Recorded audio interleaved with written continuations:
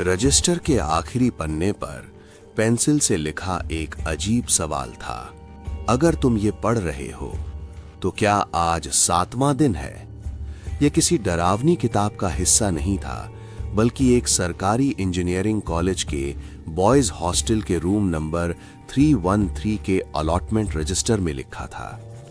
अजीब बात यह थी कि उस पन्ने पर लिखे हर नाम के आगे सिर्फ 7 तारीखें थीं, कहीं भी 8वां दिन नहीं। पिछले 12 सालों में 27 छात्र इस कमरे में रहे थे और हर कोई 7 दिन के भीतर कमरा छोड़ चुका था, बिना किसी आधिकारिक शिकायत के।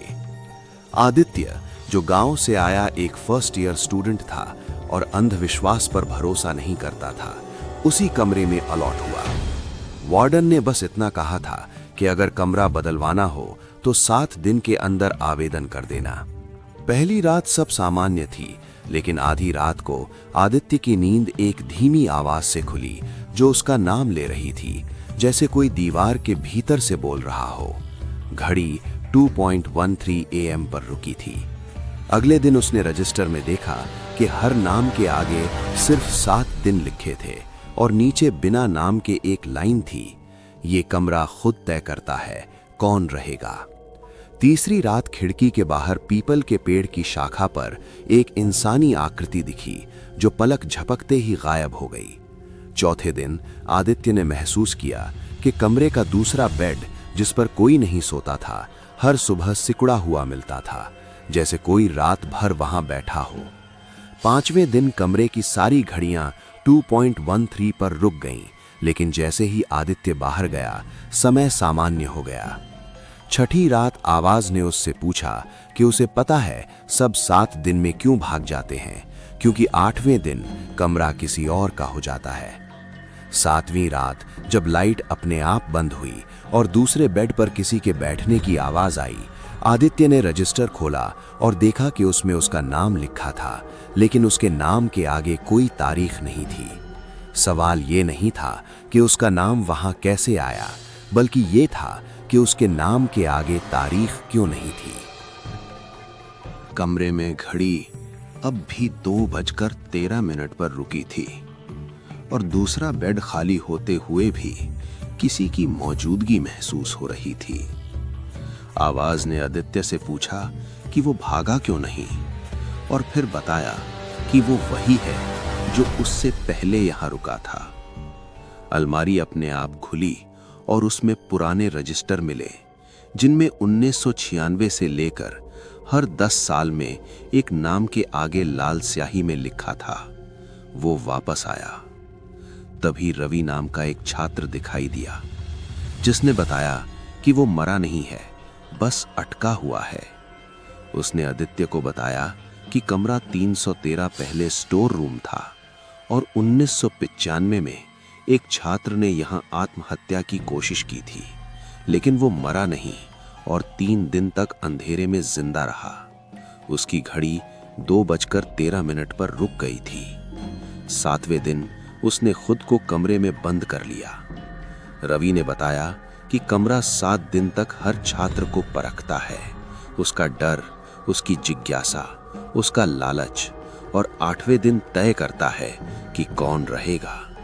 तभी दीवारों से हाथों के निशान उभर आए और घड़ी एक पल के लिए 2:14 पर चली, जिससे रवि घबरा गया, क्योंकि अगर समय चल पड़ा तो कुछ बदलने वाला था। कमरे में कई अधूरी परछाइयां दिखाई दी, वे सभी छात्र जो कभी बाहर नहीं गए। दरवाजे पर डे 7 कंप्लीट उभर आया और कमरे की आवाज ने कहा कि आदित्य बाहर नहीं, रुकने आया है। रवि ने आखिरी सच बताया कि हर 10 साल में एक ऐसा आता है जो 7 दिन पूरा कर लेता है, लेकिन जो 8वें दिन बच जाता है वो कमरा बन जाता है। तभी दरवाजा खुल गया और बाहर सब सामान्य लग रहा था, लेकिन कमरे की आखिरी आवाज ने कहा कि आदित्य को एक मौका मिलेगा, या तो वो सच बाहर ले जाएगा या कमरा 313 हमेशा के लिए पूरा हो जाएगा। आदित्य ने कमरे से बाहर कदम रखा और पहली बार उसे लगा कि शायद सब खत्म हो गया है।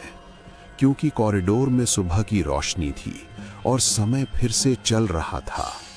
वार्डन ने उसे बताया कि कुछ कमरे इमारत का हिस्सा नहीं होते, वे लोगों की यादों और रुकने की जिद से बनते हैं। एक गुप्त फाइल में लिखा था कि जो छात्र 7 दिन सह लेता है वो दूसरों का डर सोख लेता है, और जो 8वें दिन भी रुकता है वो धीरे धीरे बाहर की दुनिया से मिटने लगता है। रवि आखिरी बार दिखाई दिया और बोला कि कुछ लोग कमरे को अपने साथ ले जाते हैं। कॉलेज खत्म होने के बाद आदित्य नया शहर, नया कमरा लेकर आगे बढ़ गया, लेकिन एक रात फिर उसकी नींद 2:13 पर खुली।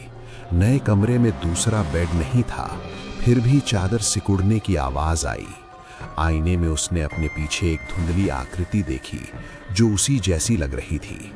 अगली सुबह उसके दरवाजे के बाहर एक कॉपी मिली जिस पर लिखा था रूम 313 टेम्पररी लॉग, और पहले नाम के आगे कोई तारीख नहीं थी, सिर्फ एक लाइन थी कि पहला दिन तब शुरू होता है जब तुम डर को पहचान लेते हो।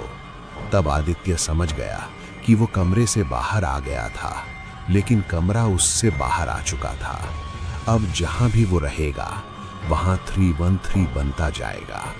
रात को अंधेरे में एक आवाज आई, चिंता मत करो, तुम अकेले नहीं हो। अब सवाल ये है, तुम 7 दिन किसे दोगे?